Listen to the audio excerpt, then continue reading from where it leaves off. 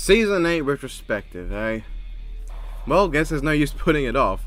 Seeing as I have things planned as well as 4 reviews on every episode for this season, I will not be going quite as in-depth this season as I did the last one. It'll be a shorter video where I summarize how I feel, mostly with the older episodes of this season, so in case I have any different opinions or I haven't said anything about it for a while. You can go watch my reviews for more in-depth look at my opinions, and due to copyright continuing to bitch, I will not be showing clips from the episodes, just my thumbnails for them. That makes it significantly easier on me in the face of copyright bullshit. Oh, but Nemesis, you're just using Death Battle for your own game. You shouldn't be upset about copyright. Yeah, wow, well I guess Death Battle shouldn't be upset about Beerus vs. Galaxy being taken down, given that Death Battle just uses Dragon Ball and Sailor Moon for their game. Huh, you fucking quantum physicists. Yoda vs. King Mickey I still think is a really good episode, and my second favourite premiere of Death Battle, and my second favourite episode of this season. I think the analyses are really good, outside of the terrible cutaway gag that leads into Kool-Aid Man vs. Macho Man. It just goes on too long, it's not funny, it destroys the pacing. I still quite enjoy the fight though. Voice acting's good on both ends, dialogue is solid, though the first entire half still serves the same problems I initially had with it. There's some minor jank, Mickey's expressions don't look quite right, and it doesn't always look like their attacks are actually clashing as much as they're stopping just short of hitting. I still really like the characters disarming each other but getting their weapons back in their own ways, and the hot diggity dog scene where Mickey clowns on Yoda in the sky still looks bad. But the ending is just really solid. A general 7 or 8 out of 10 first half elevated by the 10 out of 10 climax with great dialogue, very good complimentary music, and just very solid back and forth. Yoda realizing he needs to trust in the Force is a great moment, even if it's a little bit sullied by how it just ends up leading to his death, so he's kind of wrong about that. I'm not necessarily a fan of Yoda's illusions all having the power to affect Mickey, and Mickey's ultimate scream is just really bad and funny. But it's just a great climax to the fight. I like the ending with Ghost Yoda as well, and Mickey's little Han Solo reference. I still give the episode a 10 out of 10. It hasn't gotten any worse or better to me, it's just remained the same solidly. The winner is Bayonetta. This is probably one of the ones that's fallen the greatest since I first watched it. I just don't really like it all that much. The analysis is fine on Shadow's end, but Ryuko's makes me uncomfortable. Most of it's alright, but the big tangent on Wizard's end that goes for like half a minute about menstruation and Ryuko's puberty and periods, and Boomstick's fucking broomstick dad joke go on for so long, and they kill the analysis for me. Like, most of it's good, but those big sections that I have to sit through, I just don't want to sit through them. I don't want to watch the analysis because I know I have to go through those moments. Then there's the animation, which just has a lot of ups and downs, and I'm just not a huge fan. I'm not going to complain about the hand-drawn stuff, as I heard there were some complications and issues going on behind the scenes, so alright. I mean, they still look mostly fine. But there's still some issues with Ryuko. Not only does she not once say Seni Soshitsu or Life Fiber Synchronized Kamui Senketsu lines as instrumental to her as Goku's Kamehameha or Ryuko's Hadoken, but she just acts like episode 1 Ryuko. Ryuko by the end is far less prone to outbursts and sailor swearing, which, yeah, she does have it at the end, but it's not like nearly as prominent. She says a swear almost every single, well, swear by American standards, where it's like damn for some reason it swears, but she says one basically every single line in this episode. And as a fan of Kill la Kill, it gives me a bit of a dissonance when I see her using Kisaragi and 2 scissor blades while acting not like the Ryuko that had those. And her interactions with Senketsu just don't work for me. I heard the reason that she says no shit stupid to Senketsu is because that's what the writers said in response to his line, and they thought it'd be funny. But guess what, geniuses? It's not. Ryuko's character matters more than just lol funny. Ryuko is not one of the writers, she's Ryuko, a character, and her saying this is bad. She would not say this, she'd say that's a good idea. I also, from what I can gather from the storyboards, see the have a little faith line as being intended as a playful line, like have a little faith, in like a playful way, but the very harsh delivery of the voice actors and the animation on their face does not sell this at all. Shadow meanwhile is fine. Yes, I'm aware that the I'm the coolest line is something he has said and you don't need to continue to fucking tell me in the comments. But like, the action just doesn't capture me. It's not all bad, I think in general the rigging is top notch in the episode, and honestly the whole season. This is such a step up from season 7. This is the season that put puppet animation back on the map. But the choreography just doesn't do it for me. Also, side note, all of Ryuko's expressions are really ugly in this fight. But like, Ryuko cutting up a tornado is cool, and Shadow doing the silver kick is cool, and the rest is just neutral or bad to me, aside from a couple moments. Like, the action's generally fine. But there's stuff like Shadow pulling out a gun, which is funny initially, but does go on a little bit too long and kills the pacing. And yes, going on for like a couple seconds too long is a big thing in animation. If you don't think it is, try animating. But yes, I honestly, if you don't think it's a big problem, that's fine. This is just, it is to me, as an animator. Ryuko's line about mommies to Shadow's sword is, what? Where the fuck did that come from? The Kisaragi transformation is ugly, but Shadow's line afterwards is pretty good.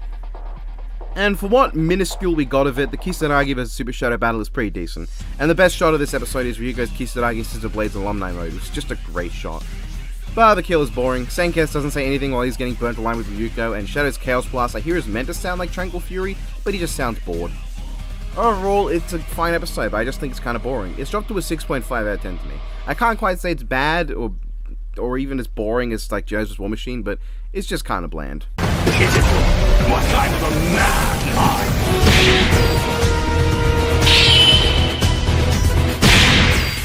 A pro Fortnite gamer. We got a #1 victory royale. I really wanted to give this episode another try, and I did, and it was still super boring and lame. It has its merits, I won't deny that. The hand-drawn bits, as brief as they are, were good. Lex had a generally good vocal performance, some of the action was decent, and easily has one of the best deaths in this season. But it's just so fucking slow, and I don't like that. The start is fine, I guess, even if it doesn't feel right seeing Doctor Doom engaging in a gunfight like he's John Wick. The fakes dying is fine, and them having a proper battle is good. I actually like the melee battle, even if Lex's blades look like they're from a completely different realm of existence.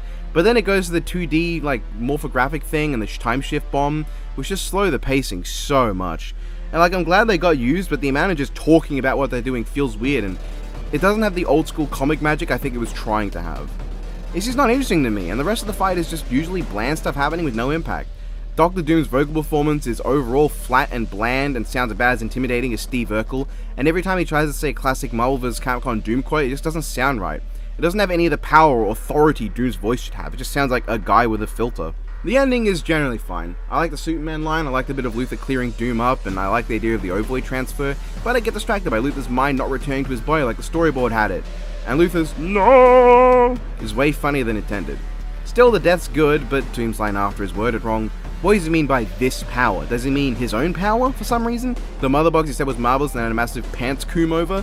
What is he on about? It's not Luthor's power, because with the formula, as this power wouldn't grammatically make sense. You can't just butcher grammar with a character like Doom. Come on, man. But yeah, the episode's still just a 5 to me. It's boring. It has some ups and has some downs and just generally levels out in the middle as a forgettable episode I won't remember the next season. Oh man, what I wouldn't give to beat the shit out of Elon Musk and toss his ass off a cliff. I still like this episode quite a lot. The analysis is overall fine aside from the actually minute-long Boomstick stand joke leading to Elon Musk joke that isn't even remotely funny. But I just think this fight is really solid. Action is quick and fast-paced as they back and forth well, nobody isn't totally in control for long periods of time, and the one circling shot of them fighting on the volcano top before they're winded and tired and relying on each other's bodies to stay standing is such a great moment. The death is also one of the few deaths where no corpse remains this season. That's not terrible. Though the pacing is weird as we've got one shot of lava approaching Geist, then the next shot he's basically fully submerged. But overall, I think the fight is good. It doesn't necessarily do anything spectacular or anything, but honestly it's a lot like a 1-minute Melee episode. It has a lot of good action and fast-paced stuff with a few standout moments, but not too much to remember. I like some of the banter, though felt like Geist got a little shortchanged as just the mean English instead of getting to show much of his actual character. I still rank it a 7 out of 10. A really solid one, and one with a banger track. Seriously, Kings of Iron gets better every time I listen to it. Are those 2 sets of ears? She must have Many symptoms of Blake vs. Mikasa is still one of my least favorite episodes of this season. It's not terrible by any means, I wouldn't say that, it's just disappointing given I thought it had potential. Ignoring the painfully unfunny analysis that includes a charming little boomstick farting joke about as funny as putting my testicles in an active blender, the animation, I can't get past the frame rate. It looks so bad, and it's not just the frame rate itself, but how the hair, effects, and character molds are all moving on different frame rates, making the fight feel disjointed. I don't get the choice why to do this. Attack on Titan sure does animate, and in those frames, it animates on, what is it, 2, 3? I forget the lingo right now, but that's a 2D anime, not 3D. 3D anime do not animate like this, they animate really fluid. And why would you emulate that instead of animating the fight like RWBY in 3D, which was iconic for its extremely fluid fight sequences? And like, if you think it's fine, you're okay with the frame rate, that's okay, you know, that's okay. I just am not okay with it. I don't like it, I think it looks ugly. They don't even animate it correctly. Like, when you animate on those frames, it's so that, like, attacks have sudden changes, like very major changes between frames with smears and effects added on. They don't do that. It distracts me. And then there's all the minor animation errors. There's really awful looking segments like Mikasa running after the ice clone happens, and bad choreography, and there's annoyance to me of how they changed the storyboard at the end. See, in the fight, Mikasa says Blake likes to pop clones and attack from behind, but in this episode, it never comes back. Blake does attack Mikasa from behind, but no clones are involved, so it has nothing to do with what Mikasa said about her popping clones. But in the storyboard, it has a badass sequence where Blake runs at Mikasa, but Mikasa guesses it's a clone and uses position to time her Thunder Spear throw to catch Blake when she's attacking from behind, with the clone dissipating on contact with Mikasa as she does this. Badass! The actual episode isn't nearly as cool. But it's not like the episode's all bad. Thunder Shroud remains one of my favorite tracks of the season, probably just beaten out by Hollow Dreams, and there's some bits of action that are just great, like the tracking shot and then swing through the location, and I really like the creativity of the bit where they're fighting upside down relative to each other. I wanted more of that. The ending of it is hilarious as fuck.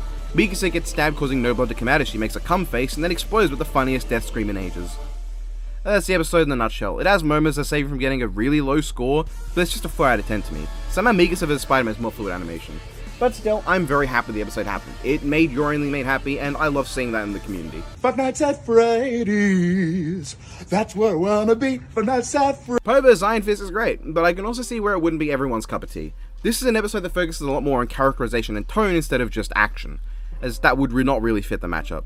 A lot of people in the community, though, don't give a shit about characterization and just want to see flashy action, which this really wouldn't give them in any regard. As it stands, this is an episode that's great for people who care about the characters. Iron Fist is not shafted, and I don't get people claiming that he's the lesser guy here when... What? He's given just as much respect as Poe. Just because the community was all about Poe and not Iron Fist doesn't affect the episode. The episode didn't shaft Iron Fist just because the community did, and also shouldn't affect your feeling the episode was biased one way or the other. It was not. What the fuck are you on about? The action is fun and creative. Comedy is on point, and if anything, I guess I'm disappointed there wasn't as much of Poe using the environment of fight as I would have liked. There's just some neat little bamboo fight leading to Weapon Vorn and Knee to the Face. The Wishy Finger Hold scene is still fantastic and I still love it, and the climax is amazing, with Iron Fist's fantastic 1-inch punch, the two summoning their dragons, and the brief clash. However, it's not all great. I don't like the death at all.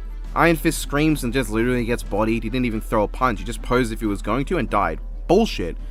And the Heart of the Dragon doesn't sound like he's actually exclaiming in surprise. But still, I like this episode a lot. I consider it a 9 out of 10, and it's just great for a fan of Poe and someone who's moderately interested in Iron Fist. I think I could safely say that I want to commit genocide. This episode's fine.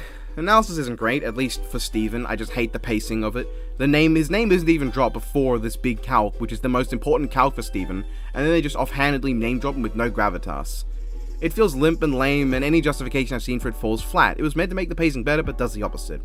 And the ending clip for Star seems to focus on making it seem like a crazy madman, which I know some fans of Star didn't like. And the fight is generally solid, nothing too special. I think Steven was a treat for a lot of the fight, and Star was good, they may be a bit obnoxious, which might just be in character. The trading of their very different abilities was fun. I thought the army battle was a cool addition. Steven's transformation into Pink Steven was fucking phenomenal, and the death sure is a death that happens and gives Steven big titties for some reason. There's some bad bits, namely Steven throwing hands on that rainbow looked really stupid and bad, but overall it's a solid episode without any major highs, but still generally is good. Hand-drawn stuff also looks really great aside from Titty Steven, so that's a plus. It's still a 7 out of 10 for me. It's nothing especially memorable, but it's still good. The winner is Green Lantern. Excuse me? I think this was a pretty great introduction for the Blended team. While I'm not a particular fan of the analysis, I think Clouds was paced really badly at the start and Lynx was just really boring.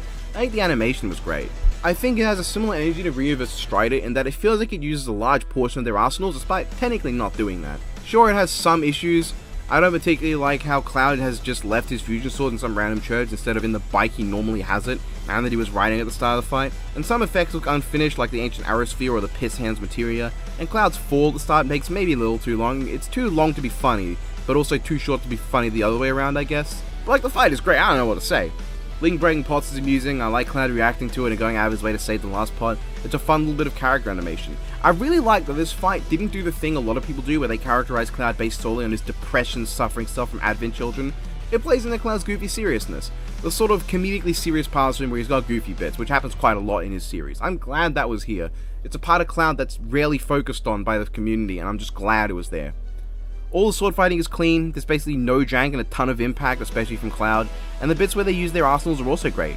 Freezing each other in time is fun, Link using a different sword than his normal one and splitting into 4 was great, as was each Link being given their own distinct personality traits and roles using teamwork on Cloud. I don't particularly think Cloud's fusion sword fight with him was done well due to the camera motions being weird, but what can you do? The claw shot into Cloak and the Master Sword combo was smooth, and Cloud throwing Link's attack back at him was also cool. But to me the highlight of the fight is the Fierce Deity Link transformation. And the fight with Cloud, despite having some jank, I actually like. I didn't bring it up in my review, or at least I don't think I did, but Cloud throwing a piece of his fusion sword as the fight goes on to prepare for the Omni Slash is a great little touch. And it leads to the great death with the Omni Slash going through the Triforce and bisecting Link leading to the end. I just really like this animation, what can I say? This feels like a great place to end Final Fantasy VII's domination on the Final Fantasy and Death Battle market, so can we get some other game characters like Lightning, Noctis, Cecil, or Kefka? Still an 8, love it. And I am the retard. This episode is disappointing, but I guess I just got too hyped for it. The analyses are fine, though Batman's is just boring, man. I've heard this shit 3 times already. I'm going to sleep. But the animation is just like, they hyped this up as giving them everything, and I think that was their downfall for me. They should have just kept their mouths shut instead of hyping and hyping and hyping this up. It obviously just disappoints when advertisers giving the characters everything, because while Tony does get a decent amount of stuff, Batman literally just gets the Hellbat. And like, I like the Hellbat, but it doesn't really feel like Batman in the animation when he's just a brainless flying brick character. He hasn't got any of his smarts, he's not doing any fancy martial arts, he doesn't at all notice his suit being hacked, he just doesn't come off as Batman compared to Tony, who's pretty accurate. Yes, his suit is portrayed as super strong. I don't think this is a case where a character got stomped in the animation, but it just feels like Batman wasn't really getting to be Batman with his intelligence and all. Like, maybe his suit's even too strong, like he takes out the suit they claim is his equal in only a few hits. And it's not like the fight's bad.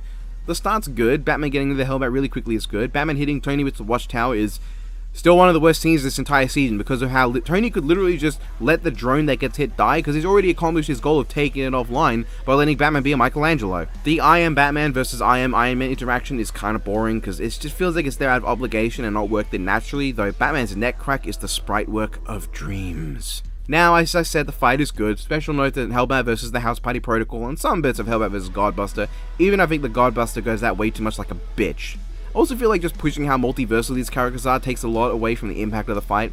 These characters aren't on a multiversal scale, they just are scaled to that level.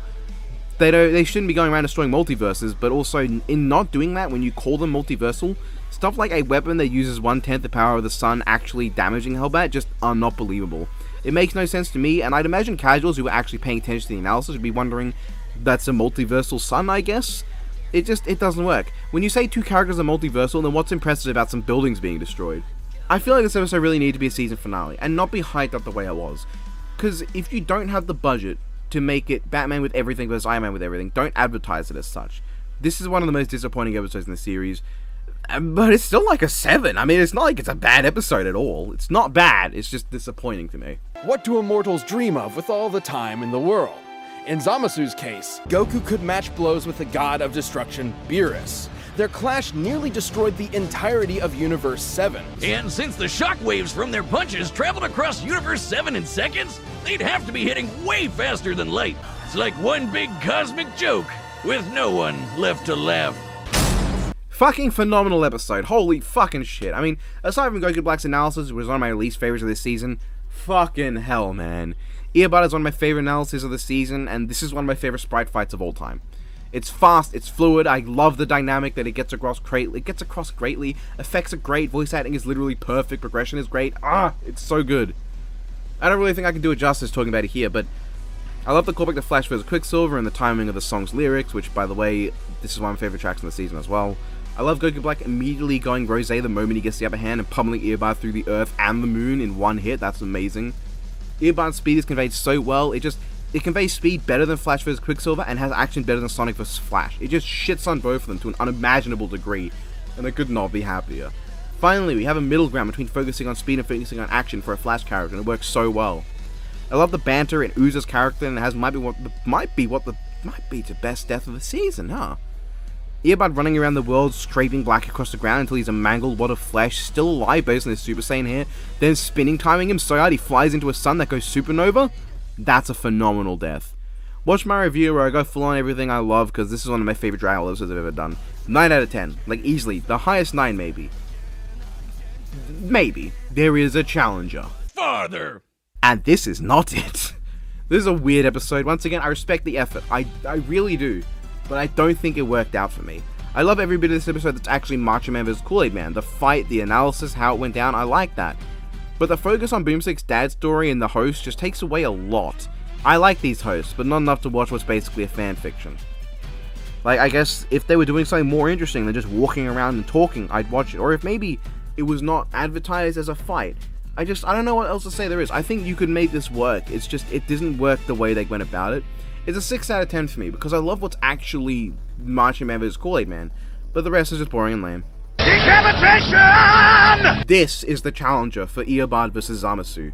This is phenomenal, holy shit. There's so few problems with this animation, they're all incredibly minor except for that one shot that's lit wrong, which is a pretty bad scene.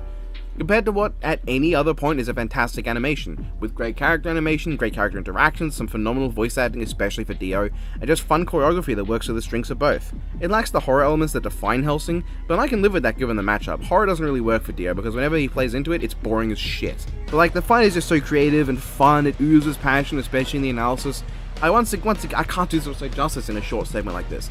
It's a 9.5 out of 10 to me, which is a great score for a great episode. You probably see my review of this, honestly, given the views that one got, so I think I need to regurgitate my opinions past this. This episode sucks. I'm just gonna say it. The analysis is pretty decent, but the fight is bad, janky, and I can't believe... I'm gonna rant a little bit, not on the episode, but people thought I went frame by frame to find issues. No, I noticed these issues when I first watched it. Shit like Oni's dad bod, the weird x-ray stuff, the absurd jank at several points, the awful looking Oni Shoryuken, and the fucking entire ending, and the awful death. One of the limpest, least impactful, shittiest deaths we've ever gotten, where Shao Kahn looks like his animation was sped up, and we don't even get to see the hit. In fact, based on where the camera is compared to where Oni is in relation, Kahn should have hit the arrow to the side of Oni's head. For fuck's sake, guys. Fuck's sake. It's terrible, but people were saying stupid things like, oh, bad animation is a nitpick. Oh, the voice acting is good because Kahn's voice was deep. That was only on screen for like a second. How did you notice that unless you're going frame by frame? You must hate Death Battle. And like, Kahn's voice is not even deeper than some of the normal speaking voices of some teachers I had. Bad animation is not a fucking nitpick. Anyone who says that's an idiot that doesn't understand the value of criticism. You'll never get anywhere in life if you don't understand that you need to know issues and things to improve from them. And if your reaction time is so slow that it's more than 1 second, genuinely I feel bad for you. And if you genuinely have a reaction time that slow, then I feel bad for you, and I wish you the best. If I sound angry, it's because I am, yeah. A lot of people made some really harsh accusation towards me and my character, acting like I want to dislike Death Battle, and no, I fucking don't. If you think I genuinely dislike Death Battle, then you're just stupid. I'm sorry, I'm just sick of hearing people think I'm a negative Nancy. I know in saying this, some chuckle fucks are going to say as a meme, oh, you're a Death Battle hater, haha, funny meme. And if you want to memely call that, then please fuck off out of my life and never talk to me again. Anyway, moving on, I don't want to feel emotion over fucking Akuma vs. Shao Kahn. Like, even the episode is not as bad as the people I had to put up with because of that episode. Fucking hell.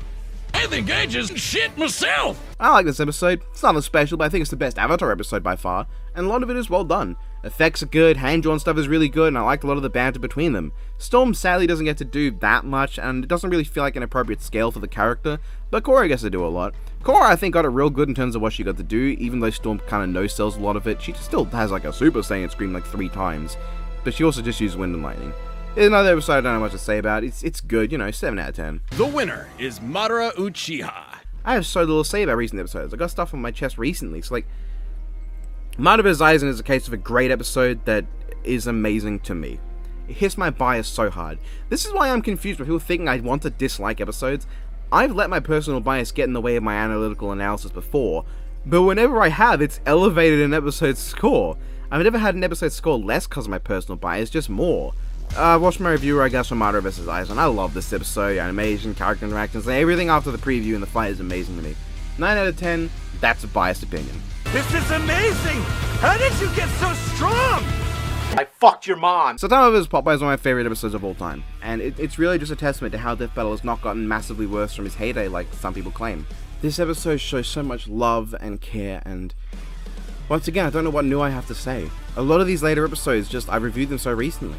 If anything, yeah, I get the ugly Popeye model is funny. I admitted it was to start, but I just feel like the novelty wears off real quick, for me at least. I understand why people like it, but that doesn't mean I automatically like it just because I understand the appeal.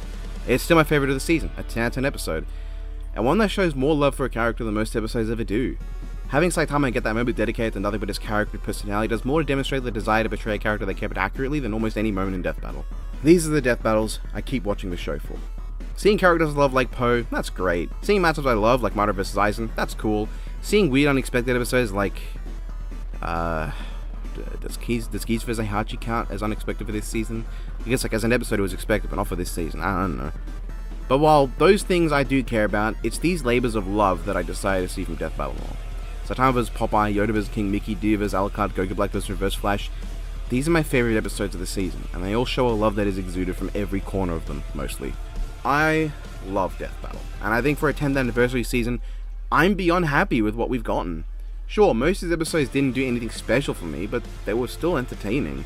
But having that collective of episodes, they show me how much the creators still have passion.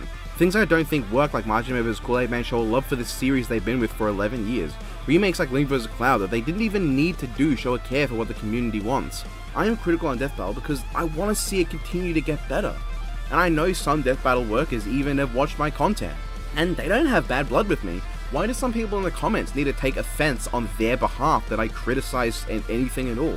There are still people who are like, oh, if you think it's so bad, why don't you do it yourself? It's like, I don't think it's so bad, but I do have my own business series. I know how fucking hard it is. I've got it probably harder than them because I don't have a budget and I'm doing it basically solo. I've got one other guy on my team. I've talked with some people who work on Death Battle, and some of them are really good friends of mine, to the point of one of them putting me into an episode as a cameo that he didn't need to do. I don't just blindly watch episodes wanting to love them, except for Madara vs. Aizen. I watch episodes to enjoy them, sure, and I hope they're good. Then my first watch is never with a critical eye, it's with a casual one. And my initial response is normally what dictates my feelings on an episode. Rarely, ever, has an episode gone from good to bad or bad to good after critical analysis. Critical analysis is there for me to understand myself why I feel the way I do. Except Madara vs. Aizen, I know exactly why I love that. Looking deeper helps me see the passion they put in. It's a two-way streak. To look deeper and see the small details they put in means I also see the small mistakes and major mistakes in episodes. Like, do you not want me to see those little bits of detail that show how much love the creators had for their work? I could just ignore those, and that would also get me to not bring up criticisms, but at that point, there's no point in my review. It's just, I like this, that's my reasoning. If that's a comment, fine, it's just a comment. But when you're doing a dedicated review, you need to put in that fucking work. This is not just, I'm coasting on Death Battle's content. I don't earn that much from this at all, but it's not a matter of just putting a review out for the sake of money. I put work into these fucking reviews, man, and seeing some of these people just act as if I don't, and like, oh, you just want to dislike it, it fucking hurts, you know? I cannot have a biased eye when looking at critical analysis. People, creators, and I myself will never ever improve by having a biased eye. It is seeing the flaws and mistakes that help us improve as creators. As much as knowing what works, we have to know what doesn't. That's why I'm critical of episodes. And I'm not critical in the sense that's inherently negative. There are tons of people who will say what they love about episodes. But there are also but when it comes to people who criticize Death Battle, they're always so spiteful. And I think it's important to have at least someone who's critical of Death Battle without doing it out of hate. And I mean, hey, I guess that's what I'm doing. Analyzing these episodes helped me develop my love for them, and they're not nitpicks either. When I hear things I criticize and nitpicks, it insults me, because I as a creator try to avoid making those mistakes that I see in Death Battle and other versus shows. And obviously I don't always succeed, I will make mistakes too, and when I get well-meaning criticism, I will often take that to heart. But when I'm told that my criticism is a nitpick, it tells me I've wasted my time. Why should I bother to make my project as good as it can be if the problems would just be called nitpicks? Most creators who care about what they're working on will accept heartfelt, non-malicious criticism just as much as praise. And having talked to the creators of Death Battle, I truly believe they are creators who care about what they're working on. They don't turn a deaf ear to criticism or turn a blind eye to flaws because they want to improve too. And to that I give them my respect. When you go in and you say you're just overly critical and a hater, you are doing nothing of worth. Do something that is worth something. When I bring up these criticisms, they help me improve my work. Hopefully they'll help other people improve their work too, knowing what does and doesn't work, at least in my eyes. If they don't agree, that's fine. But I have a right to disagree with them as much as they have a right to disagree with me. I am not some formula that puts out videos. I'm a person. I have my opinions. Death Battle is a series important to me. Important to all of us, I'd hope, watching this. It's a series that brought us together. A series that brought crossovers to life that could never happen. A series that introduces viewers to characters and series they never would have known. A series that can turn people into fans of characters they don't even know. A series that can come up with creative ways for movesets that are inherently different from their power systems alone to clash. It is a series that has defined a massive portion of my life. It is a series that has made me see my casual hobby for versus debating not something that I should hide or even be ashamed of. It's not some nerdy thing that's exclusive just to me. It's a nerdy community where I fit in. And through it all, the rough dealing with commenters who can't understand the value of criticism, the ostracization I felt at being bugged about Hulk vs. Broly last year, And the fact that I don't want Galactus vs. Unicron anymore, one of the most important matchups to me, I don't want it anymore. Like, even beyond all that, I still feel like this is the only community I've ever belonged in. It's the only place I've ever had a voice, a place where the people I've interacted have shown me respect that I want and I can show respect back to without the precedent of knowing it'll be a one-way bit of respect. For that, for being here with me, for those watching who are my friends, for those who may be watching that work on Death Battle, and for those who have subscribed to my channel and made this one of my best years of content creation, thank you. From the bottom of my heart, thank you for being here. Thank you for listening to my rambles. Thank you for giving me someone to talk about how I feel on things. I will continue to be me. I will stand by my opinions and I will stand by my reasons. And I will still respect the opinions of others so long as they can respect mine.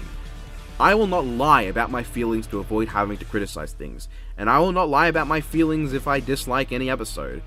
I am a fan of Death Battle, and that will never change. I don't hate it. If you think I do, you're a fool.